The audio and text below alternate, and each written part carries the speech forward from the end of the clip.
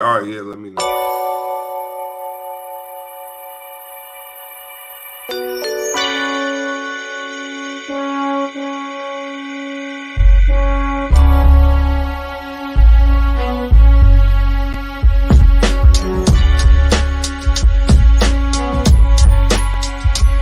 It's just two black brothers on the microphone.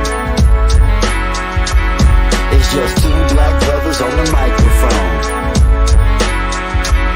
It's just two black brothers on the microphone. It's just two black brothers on the microphone. You already know what the time is. I handle my biz. It ain't no sleeping on the job. Open up your eyelids. We back working on the craft, doing what we do best. Full court running the press. A couple of vets. By request, it's just two black brothers discussing everything under the sun. Victorious run, rushing for the touchdown. 2-point conversion. We not kicking. We philosophizing with pole politicking. The DJ, period, point blank. The choice ain't too difficult when we do what the mother folks can't. In the paint, we going hard, cause we gotta be. Draft pick, lottery flow, sacred geometry. That's right, the people do so much talking. They close their mouth when they hear grown-ups talking. I showed up often doing more of the work. It's 4 eyes, now who you with? Well, spoiler alert, it's just two black brothers on the microphone. Getting live for the interview. It's just two black brothers on the microphone. They might teach you a thing or two. It's just two black brothers on the microphone. Tell them if your baby mom asks. It's just two black brothers on the microphone. With a motherfucking podcast.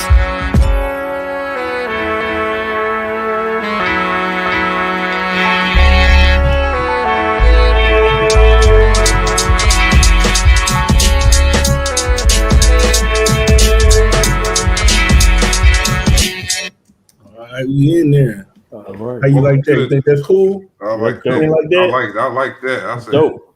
Yeah, I mean, all right, we back. welcome to the Just Two Black Brothers podcast. You politicking with Period. You politicking with Poe. And tonight you politicking with Soulrac. Word. What's good, my brother? What's good, man? I'm grateful for the opportunity to hang out with the two black brothers doing their thing. You know what I'm saying? So I'm looking forward to the wonderful things we're going to talk about tonight. You know what I mean? So, Yeah, that's what's up. you. I appreciate it. Absolutely. All right, so we can get started, man. So where you from? Tell the people what you do. Okay, well, I'm a hip hop artist. I'm old school hip hop. I consider myself a throwback artist from like the 90s, saying golden era hip hop.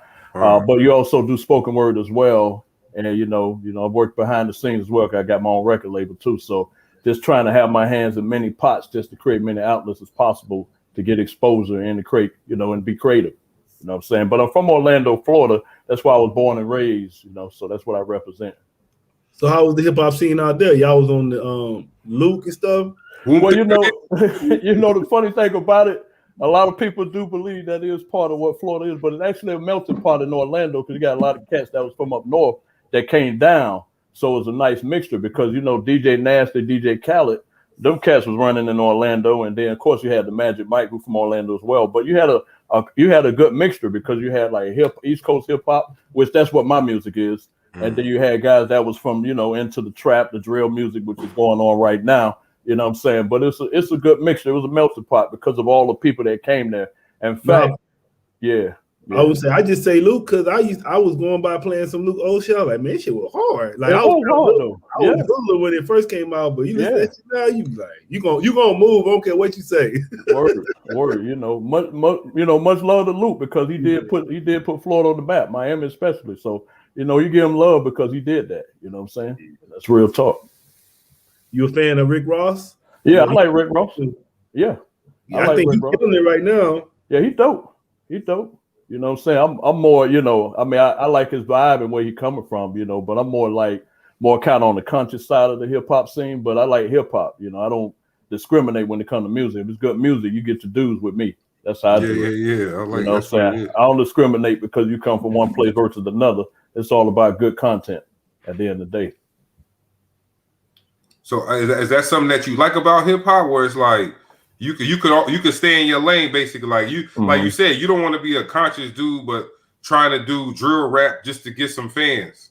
Yeah, that's the thing about it. The thing I like about hip hop is that you do have an opportunity to be creative, You know, the downside to it is that people have kind of strayed away from that more than anything now than it was back in, I feel like in the 90s, because people it was more opportunity to be different, and it was more, I feel like it was acceptable. I'm not saying it isn't now, I just feel like it was, because I feel like more people are just falling into that pattern.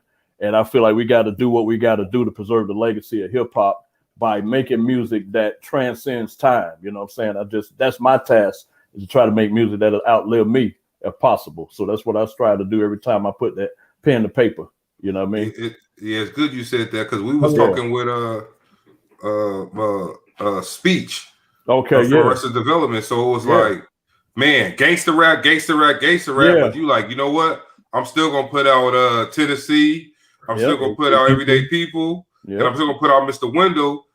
And I mean, they probably have people in their ear telling them, look, man, hey, you probably should put that out. You know, Dr. Dre and them, they taking over right now. Yeah. But look, it got them a Grammy, 2 Grammys. Exactly. So you never want to not, like, I guess always say go with your gut. Absolutely. Or go with your style. That's your style. Yeah. Stick to your style. I'm saying even think about who hip hop, the biggest star that came out of hip hop. It was Will Smith. What was they rapping about? That's true. Girls don't understand. Parents don't understand. Girls don't, Just the Two of Us. I like that song. Summertime. Oh yeah, man, Summertime. Yeah. Oh yeah. But he had Jazzy Jeff too, so you know that's a big big deal, right? Yeah, he had Rakim. Yeah. They said Rakim wrote Summertime. Oh, like if you just like listen to that song again and just think if Rakim was rapping, it sounds just like Rakim. It does though. You think about it. That's true. Like even how he came in, he come in just like Rakim. Oh yeah, that's true. Yeah. Now that I think about it. Yeah, because he's very subdued in that song. Because if you look at his earlier tracks, he's very hyper, got that comical element to his music, which I felt that's what kind of gave him that style he created. Yeah. So he was very subdued and laid back, and I was like, he was just spitting, he was flowing, he was spitting. He was spitting. So it was different. So I could believe that. I could, Hey, I don't know if y'all heard this. Y'all gonna be like, man, why are you talking about this? But saw it in the it's actually our homie DJ Mr. Chris. But he interviewed MC Shan. MC Shan was saying that Fresh Prince rose for him, but he didn't let Benny Medina make advances on him. So Benny Medina just basically blackballed him and didn't give him the role. But he was saying that role was for him. The Fresh Prince role? Yeah, you know MC Shan is? Yeah. That's my dude. With man. BDP. Yeah, but he said because he said Benny Medina was like I guess he was openly gay back then too, but he said he was just doing some shit that he wasn't standing for. So he said once he did that, he just kicked him to the curb. Then they went and got Will Smith. Yeah, man, you know that stuff like that, you know, and I've heard stories about that too. Is like people gonna have you. They want you to do some crazy stuff to get on. You know? They do. I mean, they do, man. I mean, you know, I feel sorry for some of them cats back in the days, man, because you know they did something immoral. Yeah, man, they did. I mean, you think about, I know this one girl, I can't think of her name, but she was talking about what Tevin Campbell went through and all of that bullshit he went through. So he just one out of many. You know what I'm saying? I mean, you think about the whole, I don't want to bring up, Aaliyah, but you think about the BS she went through and all the craziness, man. There's a lot of craziness in the business nowadays. I mean, we just talked about her the other day because it was like, because it's a lot of artists.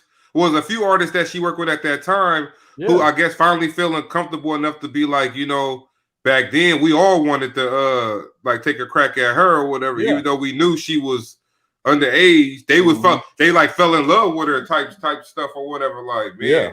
And then Poe was saying, sometimes you might even have a parent like you said, why would you let your daughter make an album named Age Ain't Nothing But a Number? Exactly. Then let me know. Age ain't nothing but let me know. All that stuff was sexually charged. Yeah, it was. You underage? They should have took that. That shouldn't even came out. Like, how did that album even come out? Like, but I think back then people just was listening to music, not really thinking about the age either. Though they like this just sound good, but then when you see her, you like that's a kid. Now, she was my age. I was that. Hey, I was like, we could take it further than Aaliyah though. Think about how young Michael Jackson was and what he was singing about. Oh yeah, they got Michael Jackson singing talking about grown ass women. He ain't nothing like 6-7 years old. Yeah, I know. You know that one song, I've been around since my head. Man, he was a little kid singing that shit. He don't know nothing about that. I'll be there too, right? All them songs. Hey, it sound good though, right? Yeah, it did. So some records. Yeah, he was little kid singing that stuff, but I guess I like you said, it's just people want you to do wild stuff to get on, but you got the talent, so it's like, dang, I got the talent, and then I still got to do some crazy stuff. Yeah. It's hard, man. I mean, because talent get you in the door, but you still got to, play. You got to rub elbows with the right people. Yeah, because it's all about access. I mean, you think about today, the game is all about access. Who you know and what you know. You can have money, but that can only open some doors. But it's all about who you know, man. That's how you get in nowadays. Definitely. You know what I'm saying? Who you listening to nowadays? Man, I'm listening to everybody, but I'm definitely, I definitely deal with Public Enemy, that new one that came out. Oh yeah, I like that. Wait, they had is it this year or the new, or how new you talking? I'm talking about the one this year, the one they got STFU. I ain't heard it yet. Yeah, that's dope. That one they got by Trump. That's dope, man. I mean, they went in on him with DJ Premier with the beat. You can't lose, man. I heard it. I heard it. Yeah, that's a banger, man. That's on fire. Yeah, y'all saw. I had just interviewed Flavor Flav daughter, but y'all saw that stuff with Flavor Flav and Boosie. They was beefing. No, so what happened was Boosie got mad, so he went on live. He was like, "This chick at the airport gonna ask me, am I Flavor Flav? Ain't no guy Flavor Flav. I'm Boosie." So then, like, I saw like a couple days ago, Flavor Flav like, man, these fools in the airport thinking I'm Boosie. Hey, Boosie, I'm Flavor Flav. Yeah. Then he was like, hey, Boosie. He was like, man, I know you out there doing your thing, but he's like, I got numbers, baby. He's like, check my stats. Talking shit. I was like, yeah, he do. And I'm glad they worked out their differences, man, because they had tried to kick him out of Public Enemy. Yeah, about a year or so ago, because he was wilding. Publicity stunt. To sell the album. Yeah, that's what they said was a publicity stunt to sell. Yeah. So I'm like, you can't call it Public Enemy with Flavor Flav. That's true. They belong together, man. You know what I'm saying? It's just like Flavor Flav, the hype man. Chuck D, he the lyricists and so forth. Right. So, yeah, them guys go good together. Terminator X. I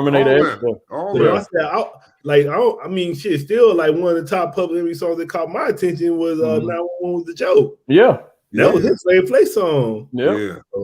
I'm doing that was that history, man. I was thinking, listen to that as a little kid. So right now, okay, you fool with Public Enemy. Any other inspirations that wanted to make you pick up the pen? Well, as far as picking up the pen, you already said one of them. You know what I'm saying? We talked about it earlier, Rakim. I mean, God MC, that was the main thing. I mean, that's the one that inspired me with lyricism and made me realize the value of thought, because he was a person that was a prolific writer, man. I mean, he came out, he just changed the game, in my opinion. Him and Big Daddy Kane back in the time that I was growing up in the game. And then, of course, Pac, Tupac was one that influenced me a lot, because he taught me the value of diversity and being authentic with your music. You know what I'm saying? Because he's the type of artist that he can write about anything to still be dope. It still sound good. And to me, that means that, that just takes talent, because not everybody can write every song or every genre of music. Like some guys that do gangster rap, they probably can't, some of them may not be the right conscious, or conscious can't do gangster. So some people, they kind of locked into that box, but he broke the box and was able to do gangster, talk about some conscious, do conscious music, and he can talk about, hey, getting with the ladies. So and he wrote a song about checking out a hotel, checkout time. I'm like, how you write a song about checking out the hotel? Yeah, so, he was just, to me, with his diversity, man, I think that's key as far as being an artist, especially being independent. Because every opportunity you got to create. You got to create an opportunity out of an opportunity. You know what I'm saying? So having that diversity open more doors. And I'm not saying it's not good. You can do whatever's your lane, but I feel the more diverse you are, the more opportunity you create for yourself. I'm saying, what y'all think about how y'all feel about DMX? Oh yeah, I mean, as far as his condition or just him as a person. Yeah. I mean, in my opinion, like no activity. I guess they checked his brain and said no activity going on. I mean, it's definitely a person that we don't need to lose in hip hop, because he's such a great, artist. I mean, yes, he had troubles. I think a lot of people have troubles in the business. I think some of them are good at hiding it better than others. I feel like he's one of the more authentic artists out there, because he wore his circumstances out in the public. You know what I'm saying? He was just him. And you feel like you knew him. You felt like you knew him. He was relatable. You know what I'm saying? And I feel like he was just real. But it's sad to see someone great like that, man, to be in that kind of condition, because I don't feel like he got all the flowers he deserved in the game. And I hope it's not too late for him to get them. You know what I'm saying? They said, my wife was saying that happened to her grandma before. Mm-hmm. Like they left her on life support, but like she ain't had no brain activity. Yeah. But it was just one of them things where the family had to just be like, just pull it. You know what I'm saying? Like, cause she woke up or no? Nah, she died. They had to pull. They took off life support because they say they kind of say at that point, if you ain't got no activity, it's kind of like you watching the George Floyd trial. Same thing with him. They was like, look, he ain't had no electricity running through his heart when we got there. It was nothing you could do, but you could try to do something for the purpose of saying like we just didn't disregard his life. We tried. Like they put him on a monitor. They put him on a machine. They put him on a machine that did the chest compressions itself. Like they got some crazy machine. Like they can load you in it, and it just pump on your a chest for you to try to restart your heart. But they were saying they put an electromagneter thing on him, and he ain't had no he ain't had nothing. But they still, they said they did all that. They said when he that for real, huh? You think they did that stuff though? They showed the pictures of him on the stuff. They did for real. Oh. Yeah. They had him. That's how I knew what the machine was like. They loaded. Why what? I said, why they kill him then? They gonna do all that? No, the paramedic did that. Yeah. The police. Look with that thing right there, crazy though. That whole thing. Yeah, that whole trial is crazy, man. If he get off, I ain't going outside. Yeah, it's gonna be. It's gonna be serious. Don't even get hyped. Don't go outside. It's gonna be serious, though, bro. Man, you stay your ass in the house if he get off, because them same kids that was out there when he died, and when they killed the Aubrey dude in Georgia, them same kids that was outside, they gonna be out there crazy. Them kids ain't playing around. The young, like we talk about them as fact as like with especially the artists like. They talk about a lot of drugs and murder and this and that, but they really be out there in the front lines for Black lives too. Yeah.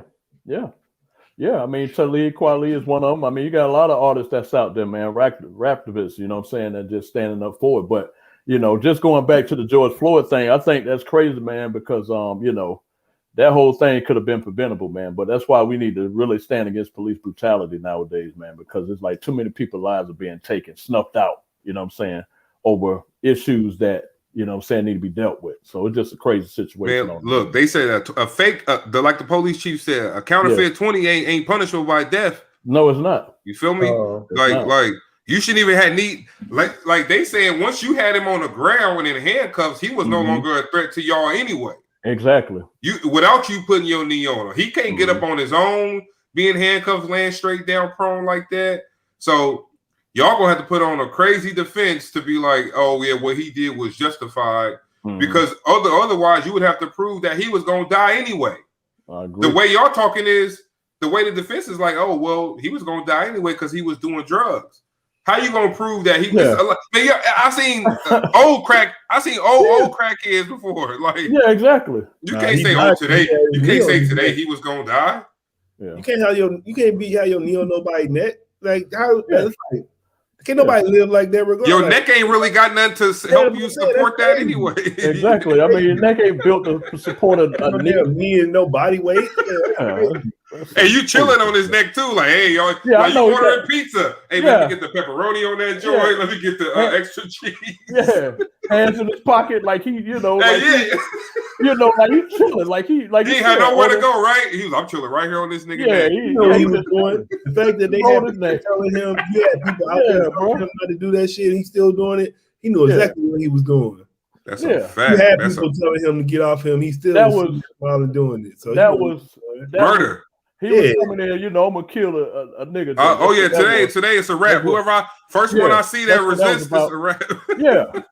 Come on. And then they try to put on that idea that the angry black man or the angry crowd because they want to justify, they were angry, so we had to retaliate or act in a certain way, which they've been using that for years against us as black people, that we angry, then they're justified with their violence because they feel like they were afraid of us. But if he was so afraid of him when he had his knee on his neck, why he got his freaking hands in his pocket? You know what I'm saying? Because if I'm scared of somebody, I'm not gonna be having my hands in my pocket. We're gonna be in a position. I'm gonna be in a defensive position. So that whole scenario is garbage. You know what I'm saying? And you see, they said since it was kids out there, they put all these special enhancements because you basically killed him in front of kids. There's kids watching all of that. They all looking at you, telling you to stop, and you like, it is what it is. Yeah. Now I don't see no way he beat this one, but I think like cause I see like other countries sometimes like you gotta like the people like okay, you have the police, they feel like the people that's doing crime. But at the same time, you gotta have like the people gotta police. Mm-hmm. Like you can't let the police be doing just shit they know they're supposed to be doing in your neighborhood. If you see them doing shit, somebody had to hold them accountable. So it's like shit. Somebody, man, I'm like shit, man, hit that dude, man. Like somebody could have ring on him and push him out. They scared of that. They would have got shot. Yeah, they would get shot. You know that. I mean, they got a knee on a man who ain't doing nothing on his neck. I mean, I'm saying if all of them rushed that cop, all of them would be shot. But it was like 4 of them out there. You know what I'm saying? 4 of them grabbed the cop. But it was 4 cops though. Oh yeah, it was 4 of them. It was 2 on top of him. Yep. One dude standing in front of them while they do it, and another one on the other side. So they was like they was ready too. The little Asian cop was ready for somebody to try to do something. Yeah, so it was like, and you know, people scared. They ain't finna. They thinking about, man, I'm gonna go to jail or I'm gonna get shot. So they ain't gonna do nothing. So is there anything? What if y'all say? What do you think would have like fixed that situation, or you think it was just that was what was gonna happen that day? You mean with the cop or just the audience, the people that were there? The whole interaction like that would have prevented him from getting killed.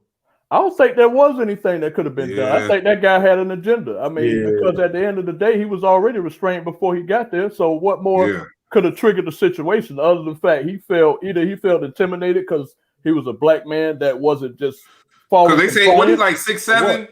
No, he was trying to say he was a large man, but you got the large man laid on the ground already with the handcuffs on. He can't do nothing to you. But it's 4 of them with weapons. He don't have a weapon. He handcuffed. Who is more of a threat? Facts. The cops are George Floyd. Hey, and we saw that when George Floyd was in fear of his life. Exactly. Saying he can't breathe, calling out for his mom. Yeah. He's in fear and he can't do nothing about it. But when the cop is in fear, they could do what they just did to you. Come on, man. So do y'all think? Would y'all say like? Do you think police need better training? Cause I feel like a lot of them like they scary, so that's why they do shit like that. They don't know how to even interact with people. Like, what do you think? How you think can fix it? Or you think it's just racism and it is what it is? Or you think it's something to like? If you was the president, I guess, what would you try to fix it? You asking me? Yeah. I think one of the things you have to do, you have to change the perspective that the police officers have towards the communities they go into. That's what they need to have a connection with the community because they treat it like they come in like a military force. And if you treat the people like your enemy and act like they're your enemy, then they're going to retaliate because they feel oppressed. I mean, anybody that's been oppressed, they're going to fight back. I mean, you think about 400 years of enslavement. You know, there were people that broke from the slave master, and some made it, some didn't. But people don't like being oppressed. So if you oppress people, they're going to retaliate some form or fashion. And then I think these cops need to be held accountable. There need to be some retaliation, meaning financially. They shouldn't be still, they come back and work the next day. No, they need to be able to go to jail. They need to be penalized somewhere. That way they think twice before they put their knee on somebody's neck or shoot their gun or whatever they do to take someone's life. They'll think twice because they're being penalized for their actions. If you don't have no accountability, people don't change. They got to be right. They got that thing called like protecting the shield. Yeah. But it's like it's like that thing there, man. The cop, like that's why they say they got to make an example out of him. They need to, because what you could basically get him for murder. Like they might not convict him of murder, but they might get him for like manslaughter or something. But you could actually make an example out of him and be like, look, man, the shield ain't gonna protect you if you blatantly like the shield ain't protecting this dude. They like, oh nah, we ain't never trained him to do that. And he was a trainer. He was a trainer to train the other officers. That's bad. You did your own move on him. That's not a move you teach the other officers to do. You got a rookie right next to you who on the first day on the job, right next to you who say, hey man, should we roll him over on his side? How a rookie telling you you've been on the force 19 years, the rookie say, hey man, roll him on his side so he can breathe, and you just disregard what he tell you. Yeah, that's crazy. So you gotta make an example out that dude, and then you can set a precedent across the country. Like, look, man, we're not going to go for this. Not where you come out and try to like down the person. Like, I couldn't be a defense attorney for a dude like that. No, I'm like, damn, I got to go in there and lie to these people and make them act like and make them feel like you did do it. When I'm looking at all this evidence to show you just killed this man, one without one disregard, man, it's crazy. But well, I don't know, man. With that, like you said, you got to have better community policing. The police got to be a part of the community so that people know he ain't harmful, and you know the people ain't harmful. You know, DJ Period like to drink a little bit on the weekend. So if I'm wilding out, you could call my mama to come and get me. Exactly. Right. But nah, you not oh, he wilding out. I'm scared. I fear for my life, so I shoot him because he wilding out and rushing toward me. Oh, I know DJ Period crazy. But he ain't gonna kill nobody. So we're gonna call somebody to come on down here and pick him up off the street or whatever. Not like, oh man, look at this crazy dude running at me, man. We're gonna have to shoot him. Like they killed that little boy in Chicago, Laquan. He obviously on a drug or something. Yeah, he just waving a knife around, but y'all, it's cops, it's 5 of y'all. Y'all could just jump on him with that knife, but y'all shoot him like 20 times. But see, that's the thing. That's one time. Yeah, but that's the thing about it, because you look at some of the white perpetrators, they get handcuffed and they get shot in the leg. Yeah, they getting walked out. Yeah, they walking away. Dylan Roof, he going to get Burger King. Burger King, you put him in a cop car. You hungry, man? You know, we want to at least make it in the cop car. At least get in the car so we can go to jail. Hey, look, they like, man, you from us all day. Hungry. Yeah. Look, you remember they was already saying a lot of those people from the Capitol Hill ain't gonna get arrested. Nope. So they got away with that shit. They killed the black dude though. Yeah, they did. They killed him. Dude. He ran the gate the other day. Last week, I think. He ran through a checkpoint. They shot his ass. Yeah. Today. The Capitol Police. Capitol Police. Really? Yeah. He was in a car. I guess he ran through a checkpoint. They shot him up in the car. Yeah. But it's like they saw what color he was. They're like, we gonna But hey, last one. Remember the cop, the white cop killed the black dude because she thought she was in the wrong apartment. They give her 2 years and the judge give her a hug. The black lady judge walk out the bench, give her a hug, and give her own personal Bible to be like, hey, it's gonna be all right. And then the brother, he do a speech. I want to forgive her, God. I'm like, come on, man. But doesn't that always seem to be the issue? Like whenever someone do a wrong against us, we got to forgive, the perpetrator. But then when it's done, when we do it, there's no forgiveness. You know what I'm saying? There's no love in that arena. But we got to forgive. You know what I'm saying? Like, even with the Charleston, when Dylan Roof killed those people in Charleston, I forgive you, God forgive. I'm not telling nobody. You do what you feel is best for your heart and mind. But I'm gonna tell you like this: you kill somebody in my family, ain't gonna be no forgiveness like that. That's that's real. Who the family just got $1 million? Somebody just got $1 million. I didn't see it. It was like from one of the murders. I want to say. From Dylan Roof. It might be Breonna Taylor. Yeah. Oh yeah. And they dropped the charges against the dude. Yeah. What dude? Oh yeah, the other dude. Yeah. Hey, you see, Dave Chappelle when they had that skit where he was a witness on the stand, and they was asking about OJ, and then he was like, what do you think about the bloody glove? Yeah, he's like, man, I really can't answer that because none of my people had beef with OJ. But I tell you like this: if OJ would have killed my family, you would have to worry about a bloody glove at OJ house. You would have to worry about finding a bloody glove at our house. That's what I'm talking about. We ain't playing no games. We gonna go ahead and take care of that. Yeah, we're gonna get it in. But as far as the music though, what you got for us this year in 2021? What you cooking up? Well, I got something right now. I mean, I just dropped my single "Caught You Slipping," and then prior to that, I got "Belly of the Beast," which features me and Craig G, and my man BBS Burble for Bucktown Records with Smith and Wesson. Okay. So I got that, and then prior to that, I dropped "Blackface," which is talking about the blackface phenomenon that's been going on for over 200 years. But as far as the EP is concerned, it's definitely got some. It's a diverse type EP because it's talking about a whole lot of social issues, but it's dealing with some personal music as well. But I'm currently working on my second EP with my man up there in Canada, DJ Merciless, And he's part of the Moon Crickets up in Canada, and they working with they got some joints with Ghostface Killer. So just working on some projects, just trying to get everything ready for 2022 as well. Just working, man. Just trying to stay in the studio and create good music. That's what I'm doing right now. Right now, what's your current process? You write the music first, or you hear the track first? How you get down? Yeah, I do it like you said. I hear the music first, and then I write to the music. Basically, what I do, I just kind of meditate on the music and write what comes to me at the moment. You know what I'm saying? That's my process for right now. Because I just try to write music that's real to me, and I feel that's relatable to other people. That's basically my process at this point. Okay, that's what's up. Yeah. And all right, so we can go into the track, man. I got the Caught You Slipping ready. We Okay. could let the people hear that. I guess we could talk about a little bit of Snowfall. Yeah, let's do it. After the break. What you got, Bo? Yeah, then all that when you get back to it, I want to ask you what your name means. Okay. Oh, okay, yeah, we do that first. We'll do that first. All right. All right, let's get it. We got Caught You Slipping. It's by the homie Soulrac. Y'all listening to it right now on the Just Two Black Brothers podcast. And if you're tired of them podcasts that give you more sauce than they give you meat, then bring your big ass down here to the Just Two Black Brothers. That's right. Tune in, everybody. Let's get it.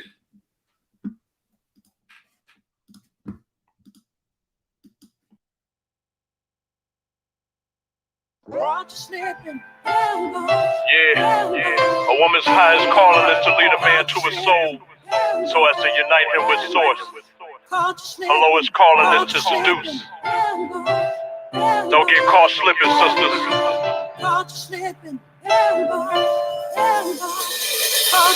She was a beauty queen with finer things. Always wore designer jeans. Only mess with ballers, not men in the minor leagues. Mesmerize men with a swagger and a smile. She break her right in and then she pass up to the pile.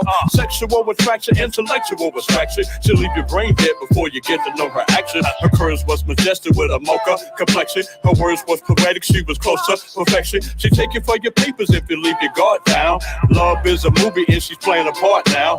Everywhere she goes, she leave a trail of destruction. And if she was a queen, she wouldn't sell you seduction. Before you commit, fellas better test the roots. Change your ways, sisters, before you're destitute. You were born with a purpose, deeper than your surface. Don't get caught slipping, cause it ain't never worth it. Baby girl, got all the right preparation. To my ladies all across the globe. Women, make sure you're respected. Baby girl, got all the right preparation. To my ladies all across the globe. Women, make sure you're respected. When you're young and malleable, it's when the drama begins. We're talking, never put a woman over money, your friends. The weakest of men, teaching brothers how to be niggas, preaching the fallacy that my sisters is hoes and bitches. That's man's lowest calling, pipology, matriculation. Opposing your will on sisters with manipulation. The oldest profession, my boldest confession is the world's a matriarchy. Put the queens in position. Kings protect the queen's strong arm, that she may walk a pathway upon this earth unharmed. That's the highest calling in this battlefield. The black woman is God, that's what's real. Through her womb, life begins, through her heart it returns. Her safety and well-being is my greatest concern. Destroying and building mental conceptions of men and women, cause falling short of your higher self is my notion of slipping. Baby girl, got all the right preparation. To my ladies all across the globe. Women, make sure you're respected. Baby girl, got all the right preparation. To my ladies all across the globe. Women, make sure you're respected. I know when the truth revealed, it's harder to accept that our children learn from us and follow in our steps. They see right through you, not accepting your disguise. But when they grow up, they use deception or lies. Because it's in your hand to put them on the right course. That's why as a woman, you were meant to be the source. Whatever that you teach them will be your legacy. Keep your head up and be the best that you can be. We owe it to our sons to properly shine, so that when our time says they'll rise with divine state of mind. Boys to men, from a prince to a king. Now that yourself Moses for godhood, supreme being. Teach them respect the queens, protect the queens, cause she's the best of things, sweetest nectarines. The man is the mind, the woman is the thought it contains. They bring forth the idea, the Trinity is ordained.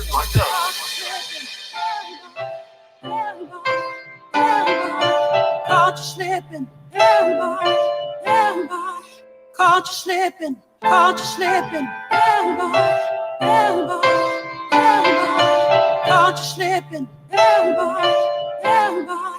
caught you slipping. Word up. It's called Slipping. Yeah, I like that joint, man. I appreciate it, bro. I like that. Yeah. Was that Aretha Franklin? Yeah, that's why. Yeah, that's.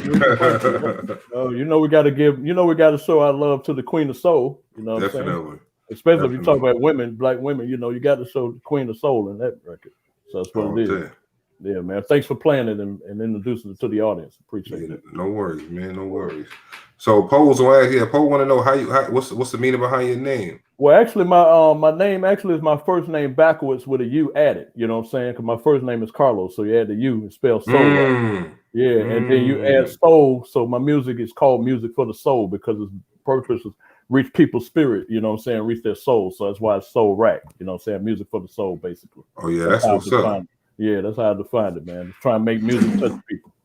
Yeah, I like listening to conscious rap. I said, what is something you think we need to do to get that music that needs to be heard to the forefront of the culture, though? I think what you guys are doing now, just exposing people to it, is the best way to do it right now. Just giving people opportunity to have a platform, because that's one of the biggest things conscious artists have is not being exposed or having a platform where they can be heard. And the more exposure we get, the more opportunities we get, the more people can hear it, and then you can break through some of the noise. And so the opportunities you're providing on your show and many others that are contributing and providing platforms, I believe is key to giving conscious artists that voice that need to be heard. That's what's up, man. Speaking of how we just talking about before we played the song about like just the way people treat us versus the way what y'all think? Y'all heard about what happened with YG? So no, I haven't heard nothing. So you know they got all of this stuff around the country with the Asians. Yeah. So he got a song he put out back in like 2015-ish, 14 called "Meet the Flockers," and I like that song because I remember back in the day when it came out. It's on the album. It's on the my Brazy Life album or whatever. So on the song, he talking about robbing. They talking about robbing people, how they breaking in somebody's house and robbing. So they was like, on one of the songs, he was like, look out for the Chinese houses because they don't believe in bank accounts. Right. But that's all he said. Yeah. Apple, Spotify, all of them took their album down. But somebody uploaded a version of the whole album down. Or they took the whole album, just the whole album. They said that whole album got to come off. Yeah. But somebody uploaded the version of it without bleeping out the part where he said Chinese people don't got bank accounts. Somebody put it back out on YouTube, but yeah, they took the album down because of that.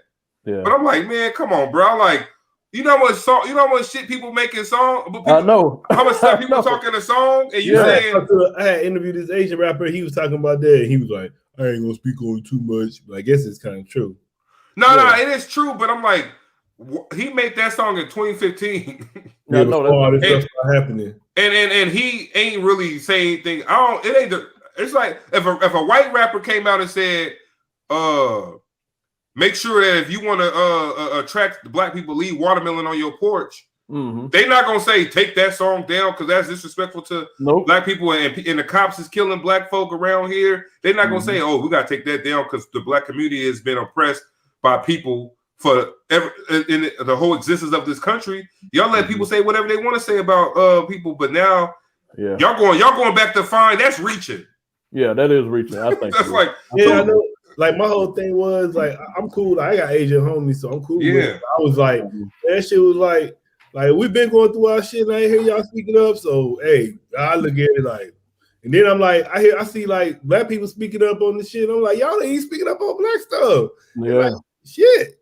Yeah, yeah, you see that. I mean, to help the other cultures instead of help your own. Like you gotta help your own first. Yeah, I see a lot of black activists that kind of feeling that way too. They're like, well, you know, Asian Americans, Asian, they really stand up for us when our struggles and stuff like that. So they don't feel obliged or feel obligated to do anything. I mean, at the end of the day, hate is hate. I don't. It's like welcome to the club, nigga. Yeah.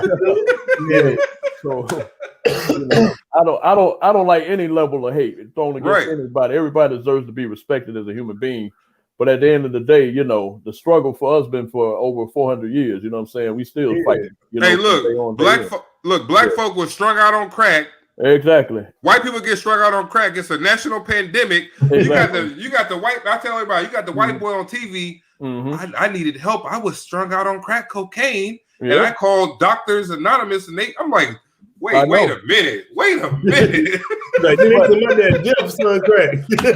but that's the hypocrisy in America, though, because when you look at the 80s, when people were strung out on crack, people were being criminalized. They weren't you get thrown in jail. You was locked up. I mean, 3 strikes you out. All those different things that were going on, and then you look at now with the white kids and stuff with the opioids. Oh, it's a crisis now. It's an American crisis. But crack was decimating black communities. Fathers was getting locked up through mass incarceration, and so much was going on where whole communities were being destroyed. Right, you lost the mama. The mama on crack, the daddy sell crack, so ain't nobody in the house with the kids. They in the system. Yeah. Speaking of that, we have an awesome show that's out on FX. Comes on every Wednesday. By the name of Snowfall. Shout out the show. We plugging them, so they should plug us in the future. Absolutely. FX, look out for us. And real quick, everybody thought the show was gonna go downhill when John Singleton died. Yeah, they did. They said, "Oh man, he ain't here no more." But I like, man, and I'm gonna tell you about. I like Poe know the story, but I just watched the first episode of Snowfall, season 1, episode 1. I started it 2 weeks ago. And I caught all the way up to now where I'm at. We was watching like 5 or 6 episodes a day, so I could catch up. Man. But it leave it fresh in your mind, so I know I can remember everything that's going on. And like I just think it's good. It's a good historical piece. I do too. It's historical in a way because, like you said, that it's showing about the Contras fighting against communists and how America would do anything to stop communists. Yep. You would as the CIA, how's the CIA the plug? Yeah, I know. that tells you everything you need to know right there. The CIA was the plug. If you the plug, right. No, but that's what Snowfall is showing. Yeah. Because Snowfall is the beginning of it. And the CIA was the plug. Like Freeway Rick Ross say his story is Franklin.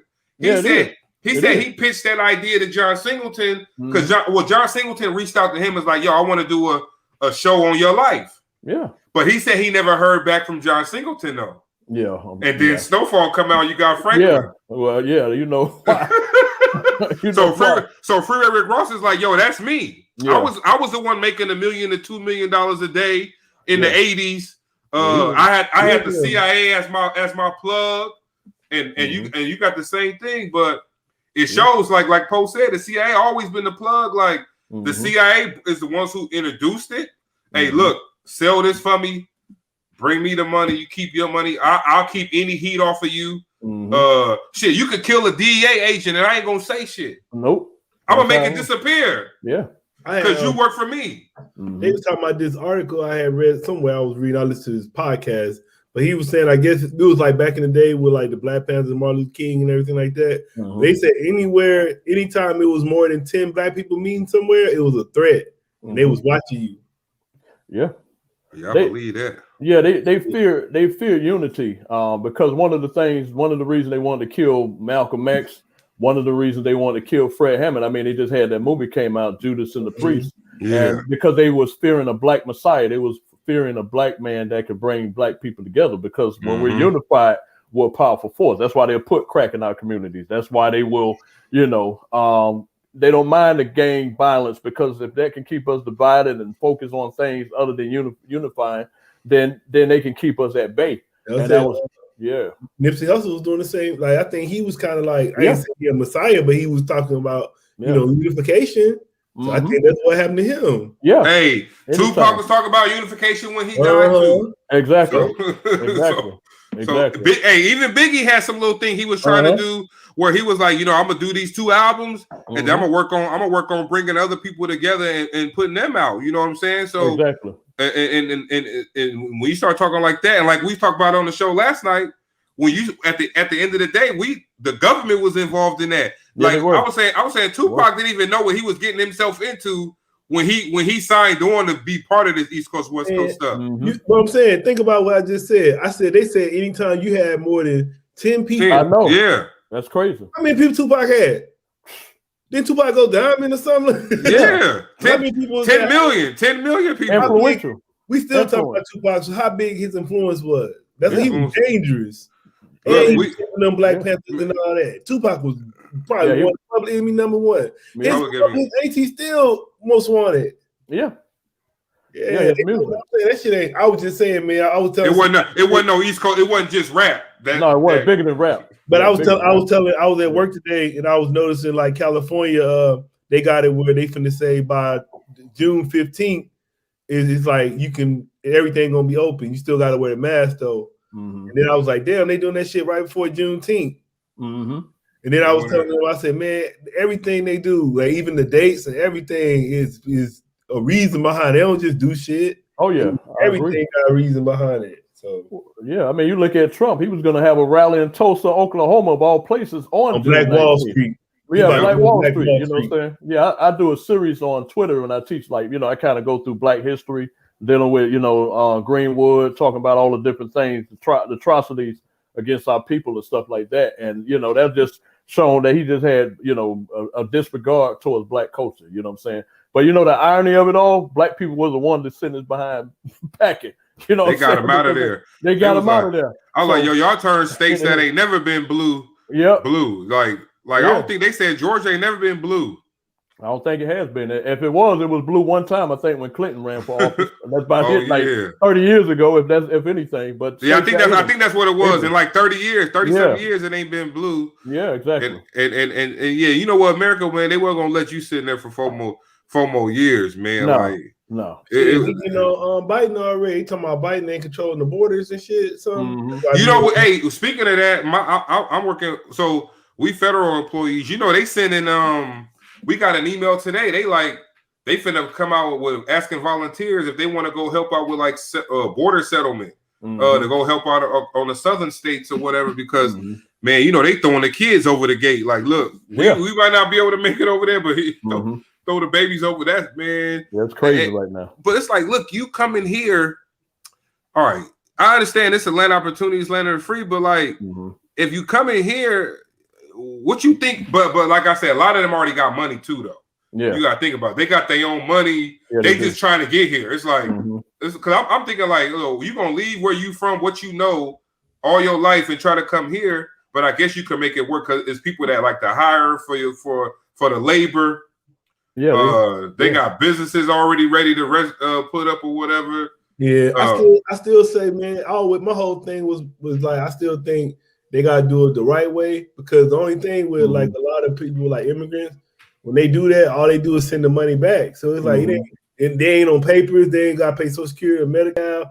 If something happened to them, the taxpayers gotta pay for them. So it's like shit. Some gotta give because they just coming over here building the country, but you know what I'm saying, they send the money right back to. They take care of their family. Yeah, family that's back home. So they like that shit. Like I'm saying, that's hurting us, especially us. Yeah. Like we built this damn country. We letting the people just come in, and then they ain't giving us no respect. We still just dying. They should come over here and be like on some shit like this with us. Really, we built this shit like straight up. So they coming in just taking it over, and then we still ain't getting nothing. But they come in get loans, get everything quick. Yeah, so, like some got to give.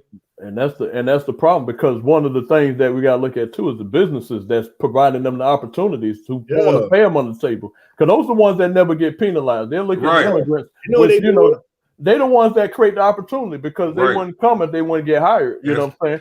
So those are the ones we need to come at too. Like I said, that's money. They trying to be cheap, but the same thing. Shit, if you can hire them people, then you got to pay people their right money. Exactly. That's what I'm saying. That's why I don't like that stuff, because you pay it out on the table, but this shit, like how many black people without jobs? Exactly. That's the problem. They know we ain't finna work for that shit like this, but saying they pay the right price. Yeah. Hey, look. Who? Somebody was talking about that. I think Mike Epps was saying, if you had black folk trying to build the wall, they be on that damn wall for 40 years. He said, look, man, I'm down. He said, hey, I'm down at the wall, How they work in the factories. He said, I'm down there. He said, I got my son hired down at the wall. The whole family. Shit, man. Think about it. Yeah. I mean, I know. Like, I remember my grandmama, like, man, that was a good job. Like, a lot of people, they had like plants and factories. People retired. Yeah, they did. It. That was helping the community. They took all that shit away and put it in other countries. So yeah, the other countries coming back here when they send all the countries out. Like that's why Detroit blowed up, because of Ford Motors. A lot of people, black people, migrated from the South up to the West Coast or the East Coast because they were looking for better opportunities. You know what I'm saying? And then they ended up staying there. That's why you have such a large black population back in the time. We're moving back to the South, but that's what was happening. And then because of Ford and the plants, like you said, we're hiring people. I said that's what happened in D.C. in that D.C. Virginia area, that DMV. A lot of black folk marched up there with Martin Luther King and didn't have no way to get back home, and they were like, "Shit, we just gonna stay here." Especially you came from Alabama, though. You think you want to go back to Alabama? Hey, I ain't walking back. I'm gonna make a living here. Hey, I ain't walking back. Bus fare too much. We staying here. Stay right here. I thought we'll both be riding the bus. Y'all gonna make me cry, man. Yeah, that's what happened. They said, "It is, man. That's what it is." But I'm serious. They're like, I ain't get back on that bus. I ain't walking back. I ain't walking back. That's a long walk. I walked it. I ain't walking back. You get that? We making this our permanent residence. That's a fact. But look, man. So, what's your take on Snowfall, though, man? I get that from you. I think I like it because it brings reality in a dramatized form, you know what I'm saying, as far as what happened in the 80s with the crack epidemic, because I felt a lot of it was swept under the rug. I mean, yes, some of us are familiar with Ricky, Free Ray. I don't know why his mind is slipping my mind, but everybody know about my man, Ricky Ross. So the thing is that they get an opportunity to see it in a more dramatized fashion and see what steps were taken to decimate the black community. So I think it's good that it's on the air. I hope it stays on for 10 seasons, because I think there's a lot more to put out that we haven't seen yet, because not everybody's reading the book. Not everybody know Rick Ross' story. So at least they have this opportunity right here where they can see it through Snowfall. So I think it's dope, man. I'm glad. I wonder about the psychological effects that I want to know. What's the psychological effects that had on the drug dealer back then? Like, damn, I understand you making millions a day, but now your mama got strung out, your sister, your daddy strung out, your brother strung out. Now all your boys, you walking down the street. Like, I wonder if they ever did a study on that. Like, man, did you ever think about? And I know you can't let that affect you at the time, because you got to keep moving to get that money. Yeah, but I wonder if anybody ever thought back on it, like, damn, man, I wish I regret getting into that, because I destroyed. Because you know what it is? They made us destroy the community from within. Exactly. That's how it happens. So and the gangs is fighting over it now. Like you said, the gangs is fighting over it now. Yep. Parents, families fighting. You can't go to your mama house because she don't want you in the house because you sell dope. Yeah. And then it's like, I said, man, and the funny thing, like you said, Poe, the government started that. Carl Hart. I used to research Carl Hart and read up on him. He used to be like, drug addiction was based on a lack of options. Yep. It's like, if you put a crack in one hand and $5 in one hand, the crackhead gonna take the crack. They gonna take, if you put a 20 in your one hand and a crack and a rock in the other hand. Some might take the 20, but some gonna take the rock. But $100, they all gonna take the $100. I would say, I think it go back to what you were saying earlier. Though it goes back to a lot of people do drugs because they got trauma. So like you said, like the crackheads can go to no treatment center like the people with opioids and shit is now. So imagine all them people, instead of sending them to jail, you send them to rehab and try to get them better. But they were sending all us to jail. So you had crack house. You had a crack house. The police knew that was the crack house. They like, look, that's the crack house. Everybody in that house is on crack. They smoking, snorting coke. They ain't got no opioid house. They got a rehab center for them, but they ain't got the crack house. Was your rehab shit? You gonna sit in this house? You got your whatever. Look, you bring the VCRs and the shit to the crack house. We gonna exchange that for crack. You stay here all day and smoke. Do your thing. Yeah, because you think about that movie New Jack City, that was based on a true life story. I mean, that was based on, there was a group, and I think it was I know it's from California. They were in Detroit, because I was watching the documentary on the guy his name, White Boy Rick. Oh, hey, I want to watch that. I just saw it came out. Yeah, it's dope. I saw it on Netflix. And the guys that he was running, the guys he was connected to, I think one of them was the Chamber Brothers. I'm not sure if it was them, but it was like they based that on a group or a gang. I don't like to use the word gang, but I just say a gang in this case for lack of a better term. That took over a whole apartment complex, and they ran it just like you saw in New Jack City. Because the cops really didn't give it, they didn't really care. They're like, look, that's decimating their community. We don't care, but that's where that military mindset is. They are enemy. You're not there to try to save them or try to rehabilitate anybody. You just want to lock them up. Look, remember the scene on Snowfall where Franklin tried to get them to go to Scully in Inglewood to Scully. The cops pulled up to the apartment complex like, oh hell no, we ain't going in. Exactly. We ain't going in there. Exactly. Because they got bazookas, sniper rifles. We ain't got that type of stuff. And I bet the cops probably was like that back in this back. Like, man, look, we ain't finna go into no shootout with these dudes who got Uzis. Because at the time, Uzi was was big. That was a big deal. It was in the neighborhood. You got a damn Uzi. Yeah, you killing people. Yeah. So they was like, we ain't even gonna mess with that, and we ain't gonna go in there. We're gonna let them just, like you said, they kill themselves. They kill themselves off. Exactly. So man, look, we appreciate you coming through. We gotta have you back. Hey, it's always good to talk to good people and good fun people to talk to. So man, I'll be glad to come back whenever. We got open to let me know. I'll come through, man. I appreciate the opportunity. Yeah, for sure, man. We appreciate it for sure. We're gonna follow your career, man. Stay in touch with us. We'll do the same. I will, man. And I'll make sure anybody I know, I'm gonna bring them, definitely let them know about you guys and follow and support what you're doing. You're doing great things, bro. Appreciate it, man. Good to see brothers doing it. Yeah, for sure. Any shout outs before we go? Let everybody know how they can find you. Yeah, absolutely. They can definitely check me out by going to my website, www.soulrac.com, or you can follow me on any social media platform at soulracmusic.com. And shout out to MJ for being the plug in this situation, and all my people that support the music. And more importantly, thank you guys for what you guys are doing for the community. Appreciate you. Keep it going, brothers. All right. Keep putting out that good music too, my man. Appreciate you, brothers. Thank you, man. I appreciate y'all, man. Word up. All right, one. All right.